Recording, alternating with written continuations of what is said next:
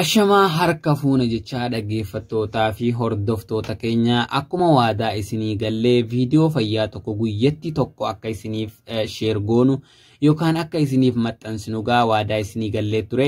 Isinis gaa dhaggeeffattootaa fi hordoftoonni keenya jaalatamoon sheer gochuu fi like gochuu chaanaala keenya akkasuma subscribe gochuudhaan nu hordofuu hin dagatinaa isiniin jenna. Har'a kan hin qabadhee isiniif dhiyaadhee Ulfaatina Sirrii Olii yookaan Ulfaatina humnaa Olii Akkamiin Hir'isnaa, akkamiin ofirraa hir'isuu dandeenya yoo qaamni keenya kan akka malee furdate ta'e akkamiin hir'isuu dandeenya kan jedhudha.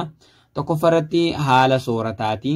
Bishaan dhuguun ulfaatina qaamaa hir'isuu fi akka garmalee hin daballe taasisuu keessatti gahee qaba.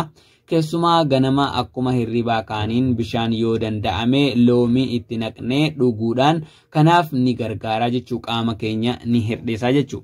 Kana qofaan osoo hin taane nyaata nyaannu hundumaa waliin bishaan gahaa sirriitti dhuguudha.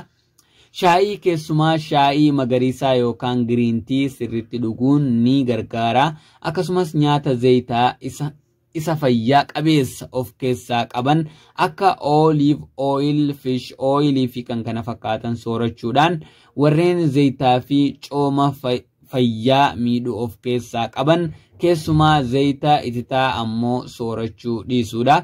Nyaata sa'aa tokko booda galgala nyaachuu irraa of qusachuudha. Irraa of qusachuu qabna jechuudha. Galgala sa'aatii tokko erga dabre nyaata nyaachuu irraa of qusachuu qabna.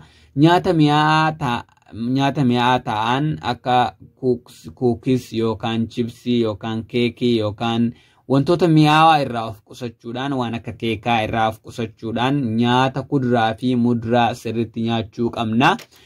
Akkasuma gaa sochii qaamaatis gochuu qabna. Sochii qaamaa torbaanitti hanga daqiiqaa 200. Fakkeenyaaf torbaanitti guyyaa 4 daqiiqaa 50 yookaan akka isinii toletti guyyaa adda addatti qooduudhaan taasisuudha. Sochiin qaamaa kunis kan aniisaa gubuu yookaan akka fiigichoo, saayikilii oofuu yookaan wadaroo utaaluu, wadaroo utaalchoo, haadarraan utaaluu ta'uu qaba. Malee sochii qaamaan maashaa hojjechiisee furdisuu akka ulfaatina kaasu yookaan mana jiimii deemnee qaama idaayisuu ta'uu hin qabu. Egaa haalota biroo keessaa hirriba gahaa sa'aa 8 argachuu qabna fi wantoota sammuun nu dhiphisan irraa of fageessuun ulfaatina hir'isuu keessatti gahee olaanaa taphata. Namoonni baay'een yeroo tokko yeroo sammuun isaanii biizii ta'u qaamni isaaniitillee furdachaa waan deemuuf jechuudha. Egaa dhaggeeffattootaa fi hordoftoota chaanaala Absee Hashim waan nu dhaggeeffataniif galatoomaa jechaa, fayyaan faayaa jechaa, chaanaala keenya warri subscribe godhin subscribe gochuudhaan viidiyoo guyyaa guyyatti viidiyoo fayyaa argachuu dandeessanii, akkasuma gaa oduulee garagaraattis argachuu dandeessanii isiniin jaa. Turtii gaarii. Absee Hashim.